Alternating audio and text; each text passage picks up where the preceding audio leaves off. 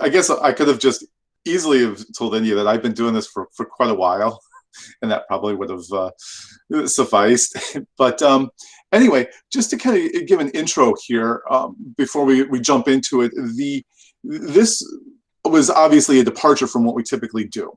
We typically release a camping report every year in the springtime that evaluates the previous year and takes a look ahead at the coming year.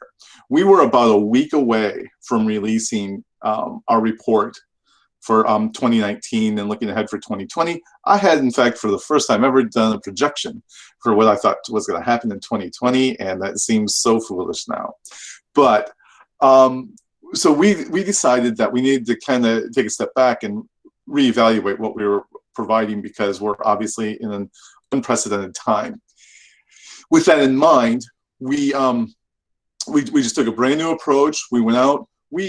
And in this effort, we not only brought in campers, but leisure travelers as well, because we really thought that, from what we were hearing and seeing on the ground, that there may be, there was an attraction toward camping among non-campers. And we wanted to have that perspective as well, and to give everyone an idea of what that group of people is looking like in terms of their views on and how this whole pandemic thing has changed people's points of view. So just keep that in mind as we go throughout. It's typically labeled that way in any of the graphics that I show. This was fielded toward the end of April, the last week of April, early May. And, so obviously we're, another 30 days along. A lot of states have already, opened up. I know here in Maine, that's where I'm located, our campgrounds opened up a couple weeks ago, really, but everything opened up a lot more on June 1st. So, things are changing again. And I think that, and what you'll see in some of these results is that they pretty much hold up to what we're already seeing start to happen. So with that, I'll just get rolling. If some of my graphics, by the way, are like this one, it's really busy. I know it's a lot of information on one page, but I wanted people to be able to see in context how people's views are on, some of the different types of travel. So, again, the main takeaway here is that, among campers especially, 4 out of 10 are still planning to take their trips as of this survey. And, few really are not going to, but still, it does show a little bit of a hit there. Again, there's still a decent number of people who are either still planning or they've delayed their trips as well. So, staying pretty strong. You can see, here's some of the other types of trips. Road trips. Road trips are really popular, by the way. That'll pop up a couple more times in these results, especially among that non-camper or prospective camper segment. So you can see even among people who typically don't camp, the number's fairly small and still plan to take. But the other people have delayed a little bit too. So you're taking people who don't camp, and they're now considering it. But they do want to take road trips and so on. So anyway, this just kind of gives you that snapshot of people's perspectives in terms of, what are they still planning to do? What are they not going to do? But really, there's a lot of stuff still in the air. And here, we also asked about interest in camping. Obviously, campers are still saying that they've always camped and will continue to camp. But if you look at the non-camper segment, the interest there is about a third of non-campers. Again, people who don't camp haven't expressed an interest, and I think that's a lot of people. By the way, if you start to apply this to overall numbers, that's pretty big. That's a lot of people. It's a lot of households. Only just a little over half have no interest at all. So again, piquing some interest. Again, I think we're starting to see some of this on the ground too. And I'll talk about that a little bit later as well. Just some anecdotes I think will apply, and probably some of you who are listening into this today probably have seen it as well. Um, looking at that group that we call them prospects, these are people who are actually interested in camping. Um, the reason they just want to get outside, and they just want to get out because they've been inside for too long. It's also an affordable way to travel. I think when you consider this within the context of the economic situation, the high unemployment, a lot of people losing their jobs or being furloughed. Affordability, the way combined with the fact that they want to get outside, that's what's really kind of really attracting people to camping in general. But also 3 in 10 are saying that they feel safer while camping. So again, there's those, even though it's still only 28%, that's still a lot of people. That's a lot of households out there that are saying that this is something from their point of view that's safer. And looking here that the first type of trip they would take once once restrictions are lifted, campers, not surprisingly, are saying that they're going to take a camping trip, at a higher rate. These, as I mentioned before too, the non-campers, that 30% that want to take a road trip. Road trips can be defined in a few different ways too. It's sometimes it does include camping, sometimes it includes other forms of staying, some overnight stays, traveling longer distances and such. But also, somewhat anecdotally, and I think actually not even anecdotally too, we'll see this in some later results, the fact that people are taking road trips or want to take road trips to visit relatives who live further away. There's after being isolated from people for several months, this desire and again, a road trip is viewed as a little bit more safer way to travel. People don't really want to participate in air travel.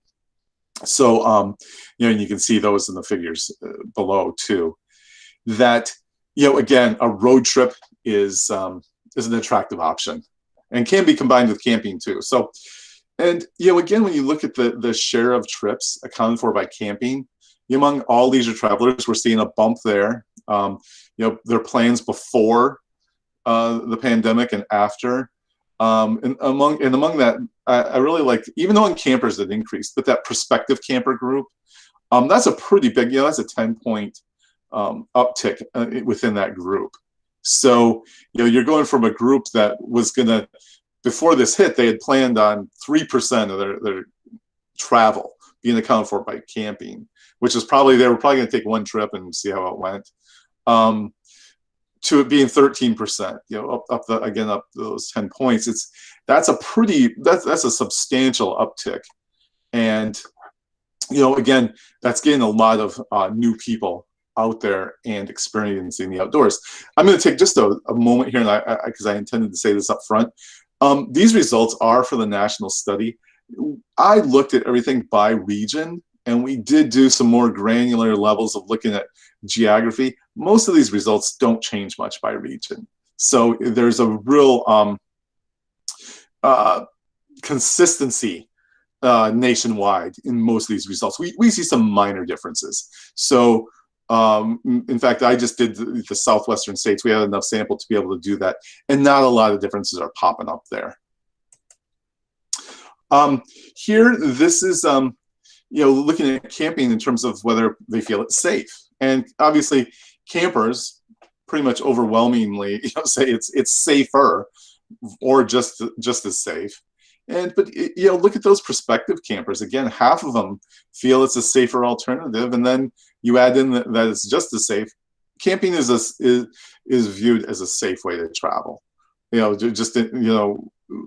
within these unprecedented times here, that it's viewed as a safe option for people.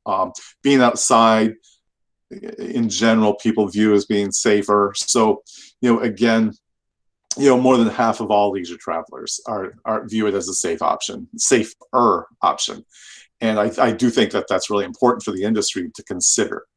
And we also did this as a ranking with some different options to see what popped. And again, I just did this among all leisure travelers. It's fairly consistent that you have about half the leisure travelers say that camping is the safest way to travel. So, you know, and I like that off the grid cabin too. It's kind of, they're highly related. But here you'll also notice the staying at friends or relatives' homes while on vacation and the road trips. Those two are highly related.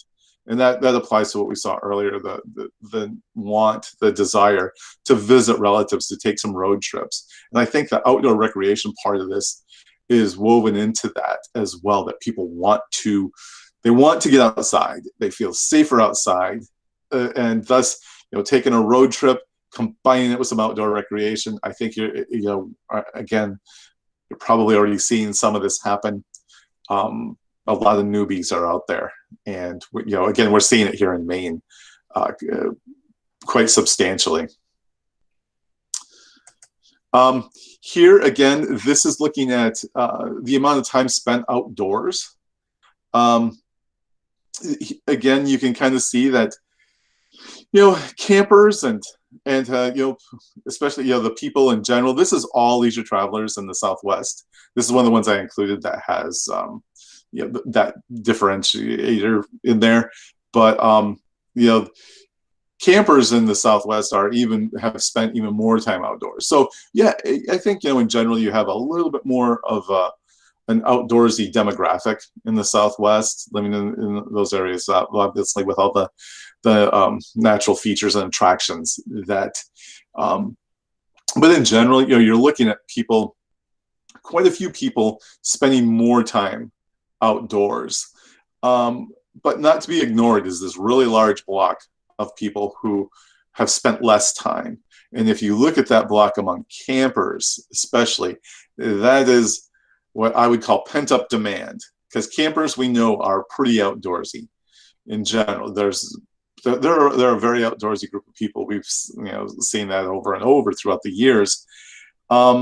This is why you know, some places are going to see a real heavy influx of campers. That desire is strong.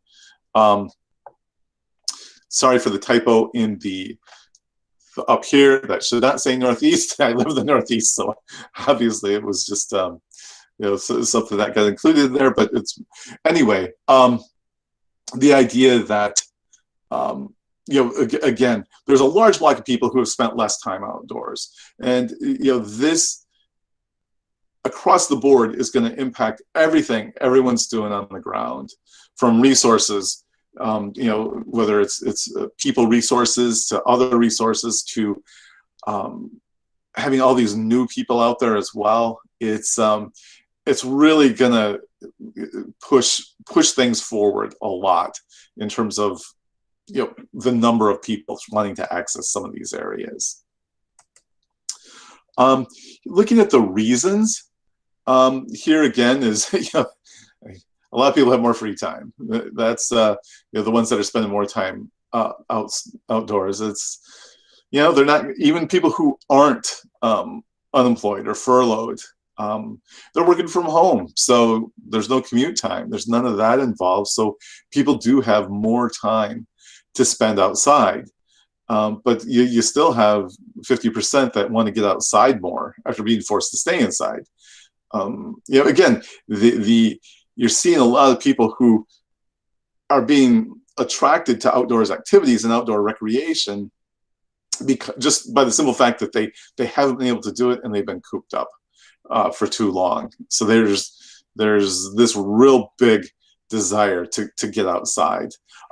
Outdoor exercise, again, this is you know, anecdotally, gyms are closed. A lot of people, you know, people can't go to the gym. They can't participate in a lot of the indoor types of exercise that they've had. So they're using the outdoor recreation as a form of getting more exercise. And this need to get away from noise and distractions. I did a whole set of results, by the way, just because I'll try to mention them as we go through, about household size and some of these results. This is one of those that is significantly higher for large households. So especially with a lot of kids in the household. So that even though it's only 29%, it's closer to like 45% among households that have like around 4 or 5 or more within the household. So it and wanting the kids to get outside more. Again, those are highly related items. And then you look at the reasons they've spent less time indoors, and the concerns over the virus, of course, is keeping people in their homes to a great deal. And the restrictions, you combine those two, that's a lot of people. But the concerns are, I think, in some respects, are a little bit more personal versus the restrictions. It's like someone's telling me I can't. So weather conditions was a little bit different based on where you're located, especially at the time we did this. I mean, we here in Maine, we still had snow on the ground when this was fielded, the end of April, and we got close to a foot of snow, I think the third week of April. So it prevented a lot of people from being able to get out just because of the spring season and having some pretty bad late season snows. But yeah, you can anyway. You can just kind of see that a lot of this makes sense. It's fairly intuitive as well. But looking at kind of quantifying some of it, as I think is always important. In this graphic here, what we're looking at, among people who were able to spend more time outdoors, what's the impact kind of on their attitude toward travel? And because again, this impacts anyone who's involved in travel tourism and outdoor recreation. The fact that the people who have been able to spend more time outdoors are saying that travel is now much more important to them. They're getting out there. They're kind of getting the desire to travel a lot more.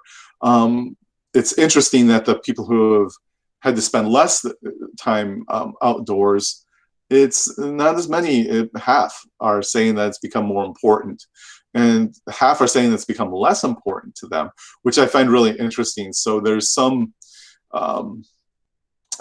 going on there with that group. I haven't explored it a lot more in detail to see what might be impacting that, but I think it is interesting that if they've been forced to stay indoors, especially among campers, that the idea of travel has become less important to them. I suspect there's some family stuff going on there. A lot of people have actually spent more time with their families and their kids, their immediate families. So there could be something going on with that. And then when you kind of look at leisure travelers overall in general, you see a similar type of pattern, not as pronounced, but again, campers are just a much more avid group of travelers in general. They get out, not only do they get outside more, they just travel more in general. They spend a lot more of their vacation time. They just spend a lot more time out there, out and about. And this one, this is a somewhat similar type. We did some items that were somewhat redundant. We really wanted to kind of hammer at the attitudes and views towards whether it's travel in general, because we think that's important to the industry overall, as well as specifically the outdoors and outdoor recreation, and not just camping too. So their views on nature and experiencing the outdoors. Again, it's increased the importance for both leisure travelers and campers.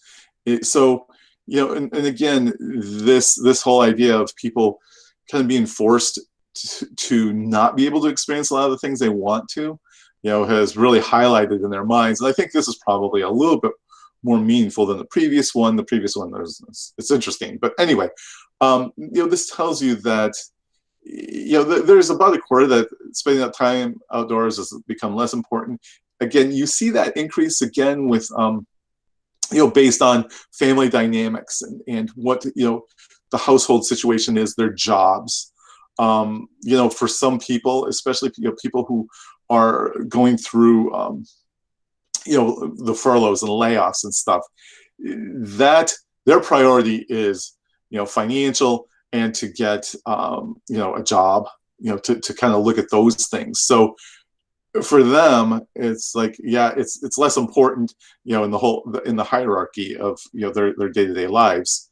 Actually being able to provide for themselves and their families is more important than spending time outdoors, which, I think that's fairly intuitive. So anyway, but I think, in general, the idea that spending time outdoors is more important is really the key takeaway here.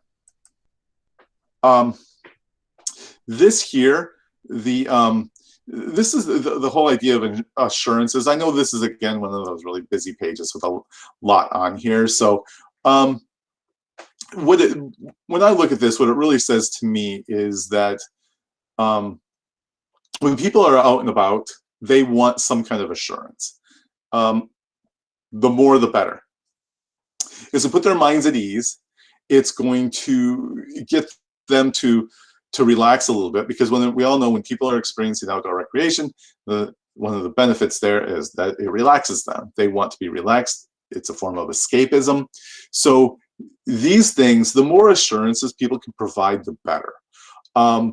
What I've been trying to say quite a bit to people is that most of the people in these outdoor recreation spaces who are providing outdoor recreation, whether it's camping or any other type of recreation, it's like, you're the experts. You know about a lot of this stuff. You probably already looked into it. There's tons of information. There's tons of webinars on what to do, from things like cleaning protocols, how to set up, campgrounds or trails or whatever that kind of allow for better distancing, keeping group sizes down, and so on. People want to be reassured about that. So be the expert. Be the person who's out there and saying, I know about this. I've looked into it. Here's what we're doing, and provide that information for people. I think it's really important for people to feel that as they go out and about in their recreation activities. There's obviously, we know there's going to be some who don't care, and that's all right too. People have their own opinions and behaviors, and we won't judge. But by the same token, again, things like, what I attach to most here, by the way, is the cleaning protocols, because it's a little bit higher for looking at that issue beyond 2021.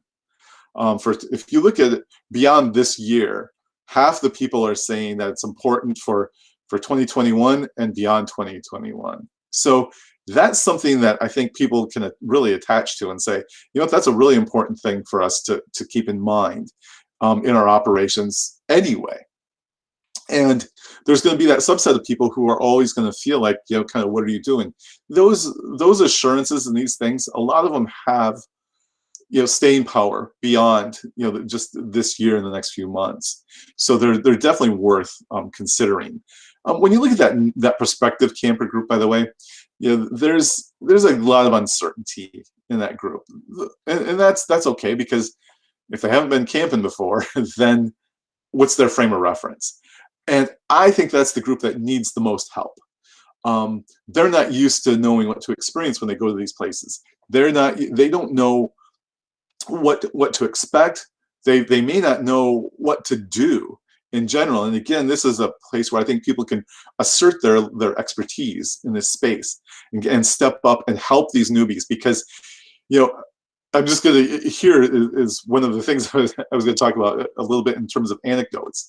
For example, I've been talking to some people who within the state of Maine here who are on the ground, monitoring the trails and the campgrounds and such. And they're seeing a lot of newbies out there, a lot of people who don't know what they're doing. They're reaching out a lot. I mean, I've been doing a lot of social media monitoring too. There's a ton of people that are reaching out. They want to know places to go. They want to know about gear. They want to know what to do, how to approach it. And I think in some respects, being in the Southwest too, where if you have a lot of newbies going out into some of these arid places, again, you have a different set of challenges there as well. Maine people get lost in the woods because it's so thick. Out there, they go out in the desert and wander around and maybe have a 10-ounce water bottle or something. None of us want that to be the case. So, again, providing good information, looking at what people are doing, and understanding that the group of people who are flocking to some of these areas, well, the reasons they're going there is because they go online, and that's where everybody tells them where to go. It's like we have a couple trails here in Maine that have never seen the volume that they have now. There's a trail not too far from where I live Typically, it's one of those places you can go on a weekend. There might be 10 cars, the most, in the parking lot. The guy from the state counted 103 cars this past weekend at that trailhead. And it's just, and again, it's one of those places all the guidebooks say, hey, go here, it's a great hike in Maine. So, again, that whole idea of new people out there, seeing the uncertainty here, we saw that in a lot of other areas too. It's just really an important thing to consider to anyone who's involved in outdoor recreation. That there's, in a typical year, by the way, we know that there's fewer than 10% of campers are new. It's usually between 5 and 7%. This year we could be looking at 30% new campers. So that's a big deal. That's a lot of new people out there that are going to need some guidance. Here, this is what people are looking forward to most once they feel it's safe to travel. And again, spending time outdoors with family. Again, this gets them out of the house. They want to get out there and do stuff. It's again, they felt cooped up. People who don't even do outdoor recreation now want to get outside and do stuff with their families. Again, outdoor recreation, traveling in general. This whole result here of spending time in the outdoors without the kids, I put that in there because I thought it was kind of funny. But I think by the way, this number shoots way up with the number of kids in the household. So households that have like 4 or 5 kids, even 3 or more, really, you start to see it spike, that there's a desire. And I think this is important too, that parents are looking for some away time. The kids are at home, they're being homeschooled now, they've been cooped up inside, and they want to get out and have some time on their own in the outdoors.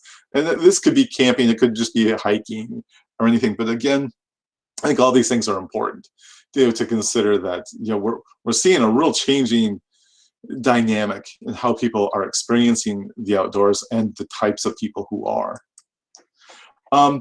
Just to look at, this is kind of a snapshot of outdoor recreation pre and post. What I did is looked at this to people who are experienced in outdoor recreation and those who are not. It's pretty interesting to kind of just review this list ever so briefly. But the people who are new to outdoor recreation, they have a different set of activities that they're interested in. And you're kind of looking at people who, again, things like fly fishing, more than doubled. I think that's really interesting. I like to fly fish, so of course I find it interesting. But a lot of the others, they're a little more attracted to some of the sports, like golf and tennis, and even team sports. There's a spike there versus the experienced outdoor rec people kind of have their set of stuff that they're going to do and that they always do. So they're a little bit more, you're seeing a little bit more of a mixture of people in this new group who have different experiences in different ways that they want to and are experiencing the outdoors after this is all said and done. So, again, there's, it's just worth considering that people are looking for some variety. I think you're going to have people who they might be from an urban area and they run on the city streets who now want to maybe trail run. You have people who participate in other kinds of sports. Now they want to do something outdoors. So one thing that we talked a little bit about with the main group, by the way, and I think it's important here, even though the number is huge, but if you look at this guided outdoor trips, 23% among new people, especially talking to the people from the state of Maine, that that is really a kind of an opportunity for partnerships. If you could do it, I mean, at the state level, I know a public entity probably cannot recommend guides to use, but there might be some opportunities to explore here, and they're doing that right now in Maine to try to take some of these newbies that are out there and pair them up with guides and let them experience the outdoors the right way. How we define that, but for example, if you're going on a backpacking trip to, the guides will help them with, learn about leave no trace, stuff like that. How to, but also what gear to get, what's, the right gear. Make sure the trip is good and memorable, because, again, this is an opportunity for the outdoor recreation industry overall to bring in, some of these new people and embrace that. We know outdoor retailers have been hurting quite a bit. So, again, here's that opportunity. You bring in a new group of people. They need to be geared up. They need to have the right stuff. And again, guides can be part of that process. You have these super knowledgeable people out there who know the outdoors. They know the places to go. They're going to show people the places to go and the right way to do it. I think it's a great opportunity for some partnerships at whatever level. But yeah, I just wanted to point that out as well. By the way, being in Utah, you can look at skiing down here. These new people, they want to go skiing. I think that's good. I should look at that for just your area. Again, moving on here, the future outdoor recreation. This I think is important because people are willing and kind of want, I believe, to have some kind of measures to help limit their contact with other outdoor participants. We know that 90% of the people, of the leisure travelers, picked at least one of these as something reasonable to do to help limit contact. And whether it's the number of participants that could access trails or other natural attractions, group size limitations, having things like one-way trails, wearing masks in certain areas, anyway, 9 out of 10 people who want to experience the outdoors feel it's reasonable to do something to help, limit that contact. And I do believe that it's important for places to, again, going back to the slide that I talked about a bit ago, to have, what measures are you taking? What are your policies? What are the things to do? The one thing they don't want is no additional fees. So, but again, it's, there's some good stuff here, some good opportunities to get people, again, that whole idea of getting people to experience things the right way. Group size here, I feel this is kind of related to that. I won't belabor this too much. Some campers are kind of set in their ways, but in general, we're seeing a big uptick here in the people who are only going to camp in groups of 2 or fewer. So, whether it's, just couples or solo trips, it's increasing. People don't want to be in part of these bigger groups. Now, the people who always camp in the big groups, I think they're going to continue to do that. That's what this tells me. But again, in general, there's a reduction across the board in different segments of the population. I see this a little bit differently, but in general, people want to and are planning to camp with smaller groups. When looking at camping experiences, what they want to experience, there's a big uptick in people wanting to become full-time RVers. So I think we've seen a lot of that. It'll be interesting to see how many actually do it. People want to go glamping and backcountry. There's a lot behind this. Again, people staying at public areas, I think, again, is important, especially for your area, that, people want to, access some of these other areas. And there's some more granular detail in some of this that I just simply don't have the time to get to today.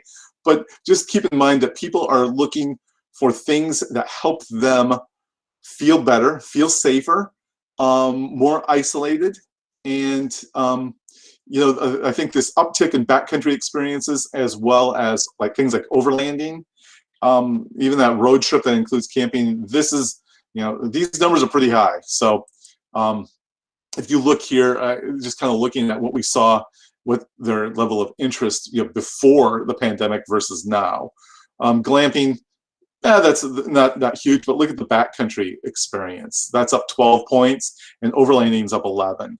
So, and then down below, take kids camping for the first time. Again, there's those newbies, those people that have been cooped up. They want to get outside. They want to take the kids. They're out there, and they're gonna hit all these areas pretty hard, I think. How people want to camp. This plays along the theme. They want to, this is among new prospective new campers. The whole idea of being in a cabin, I just say cabins and structures. This includes, you know, obviously, these unique accommodations that people associate with glamping, you know, anything that has kind of a structure to it. New campers in general like that idea. They like being, it provides some safety, security, and not, this is beyond, you know, COVID. This is, you know, safety, security from the elements, from bugs, from bad people, all that kind of stuff. New campers love structures. They love camping. Obviously, a full service cabin with a bathroom. I'll talk about bathrooms in just a minute. But again, you know, this is kind of where they're coming out, falling into line in terms of what they'd like to stay in when they start. Here, this is, you know, kids spending time outdoors. I won't spend a lot of time on this. It's like, yeah, you can see that they feel it's more important now. Kids have been cooped up a lot, and among the people intending to take their kids camping for the first time, they're feeling it's really important. So that, again, I think you're going to see the influx of families and kids out there. Again, first timers. You're going to see a lot of them. You're probably already seeing it in some areas. This disconnecting, again, I won't spend a ton of time on this. I just thought it was kind of interesting to show, you know, kind of some of the generational thing. The Gen Xers, especially, I think they're kind of overwhelmed a little bit between family stuff, work stuff. They want to disconnect, and, you know, in general, people do, except the older people don't want to disconnect as much because they're all on Facebook and they're sharing all their stuff with their friends, so they don't want to disconnect at all. But, you know, again, this idea, I think, you know, it speaks to work with the mindset of, you know, people in outdoor recreation is at right now. There's this desire to get out and about. These figures are higher. This disconnect numbers especially are higher than what we saw in the previous version, which we'll release at some point. But yeah, this is it's up. It was evenly split before, by the way. Oh, sorry, I'm going to keep moving along. That one was a duplicate. The barriers, you know, I think, again, it's pretty logical here that, you know, work status and financial, we talked about that a little bit. Other family members don't want to go camping. Some of this stuff we've seen before. But I think this notion of having the right gear, and here I pointed out that 91% of those campers, they're interested in trying something new. Like whether it's taking the kids or grandkids camping for the first time, RVing, backcountry, or something like that. So there's going to be a desire for people to have the right gear for these experiences. That they, and it's a barrier right now. They don't know what to do. Again, I'll go back to what I mentioned before, partnerships, whether it's with guides or other industry experts. I think there's a lot of opportunity for the outdoor recreation industry to not only bring in new people, but to make sure they're doing it the right way and that they're going to continue to do it. This is RVing. I thought I would put this in here because I know there's a lot of RVing out in Utah, and the dispersed camping and the boondocking and such. So, even among campers who are not RVers, you're seeing this big uptick. And I don't know if you've been following industry news. RV sales right now are going through the roof. Rentals, even more so. It's a lot of RV dealerships can't keep on the lot right now. Sales, I work directly with some dealerships, and they've rehired some people that they had laid off when this all hit. Their sales have actually been down a little bit the last couple of years, and now it's this interest has really spiked, and so anyway, it's something that you're going to see, and you're going to see it in your areas in the Southwest a lot. Maybe not as much this summer, especially in the lower elevations, but higher elevations definitely, and then into the fall when the temps cool down. Again, there's going to be a lot of new RVers out there. Again, talking to people at the state of Maine, there's been a lot of horror stories of new people and the things they've been doing. A woman from California, I was on a call with her the other day, and they've had some awful experiences with new RVers out there too. So again, people need to do things the right way, and hopefully we can get them going on that. And one of the reasons, and I bring this up here, is that people are attracted to RVing so much. And this applies across the board. And we had some other questions about the importance of bathrooms and communal facilities. I didn't include that because it's in this item already, and I figured I could talk about it here. And that is one of the things that people are really attracted to RVing for is these concerns over cleanliness at these other locations. They see it as, and by the way, one of the things we knew before any of this even hit was the fact that we knew that RVers, there are about 20% of RVers RV because of concerns over germs and cleanliness. And that was before the pandemic. So what they say is, I know it's clean because I cleaned it, kind of thing. It's really important now. It's important overall. We know that people choose campgrounds sometimes because of the bathroom factor. It's almost always one of the most important considerations, and they deselect locations based on those things. So again, you have an interest in this type of activity because of the use of the cleanliness of facilities, but they also want to avoid some of the communal areas. And again, this is important for anyone who's on the ground providing, whether it's campgrounds or parks or whatever, that and is how people are using the bathroom and what they're doing and their avoidance of this. It dovetails with those assurances people need on how places are being cleaned, what your policies and procedures are, your practices, how you're doing it. Documenting that is really important because people are going to make decisions on where they go and how they experience it based on things like that. So the bathroom, never underestimate the bathroom factor. I've been talking about this for a long time. People laugh about it sometimes, but it's huge. Anyone who runs a campground will tell you the same thing. It's a really, really important factor. And there, I think I'm right at about the 45-minute mark. And awesome. Thank you so much, Scott. So we have received a few questions already in the chat. And for those of you who have additional questions, please feel free to go ahead and put those in the chat box. Starting with one of the first ones that came through, and I'm going a little bit out of order. David Letta asked, what are the recommended protocols for meeting the sanitation and safety concerns of campers? So could you go a little bit more into the detail on cleaning and making sure that campers feel that safety? I personally don't deal with this area. So I know that there's some really good resources out there, and I could point someone in that direction because I know some the people who have worked at this. It's not really my area of expertise. But I do think it's important is once you establish those is to shout it from the rooftops. I think that's that's as important as anything, is to make sure everybody knows. But yeah, I can definitely point to some resources for that. Okay, thank you. And that's something that's perfect that I can include in the follow-up email. So everyone keep an eye out for that, and we'll include that in there. Another question, and this was something that you dealt a little bit with. I'm just not sure if this attendee had their question answered.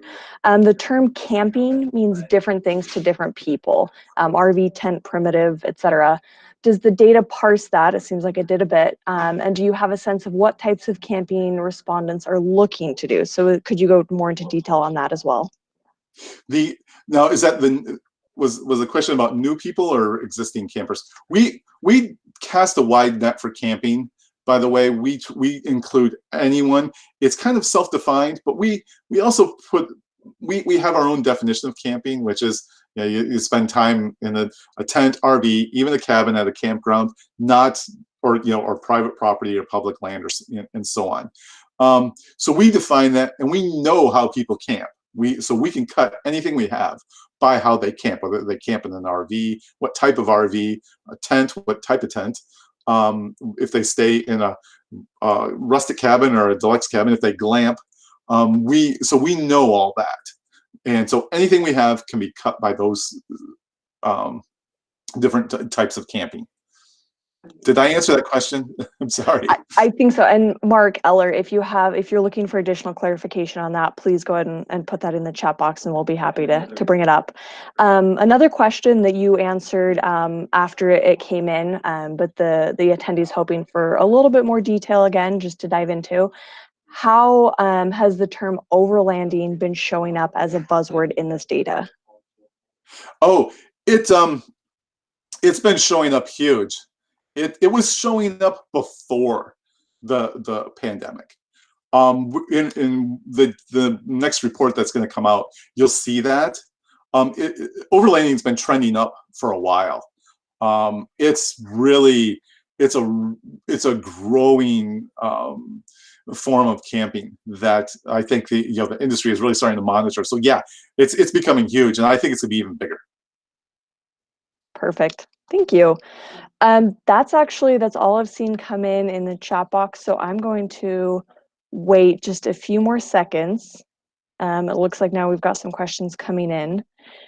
So, okay, Mark, that's something that we can include in the follow-up email. And then Scott, if you see this, there's a couple more. From Dean, how important is it for states, communities, and companies to encourage the leave no trace ethics behavior? I think it's super important, because again, when you're looking at some of these areas, I mentioned that trail here in Maine that had all these people flood in there. A friend of mine hiked down and filled up 2 garbage bags full of garbage, and you could tell it was the weird kind of garbage. It was like donut boxes and stuff, So obviously these are people. I think it's super important because we have to be able to reduce the impact. If we're going to try to encourage this level of participation, it's even more important for people to tread lightly. I personally think it's huge for me, both on a personal level, but professionally too, because these areas, once they get trashed, I know that in Utah, in fact, when I was there this last fall, and talking to some of the rangers, some of the dispersed camping areas and some of the boondocking areas were being shut down because of people's misuse of those areas. So it's important if we want to keep them open. Thank you. And then the last question that it looks like we've got another one in, but let me go to Rose's question. Do you have any recommendations on balancing increased use with decreased budgets for parks and recreation agencies? But, could you repeat that? I'm sorry. Yeah, sorry, let me pull this up here. It's, do you have any recommendations on balancing increased use with decreased budgets for parks and recreation agencies? Oh, resource management.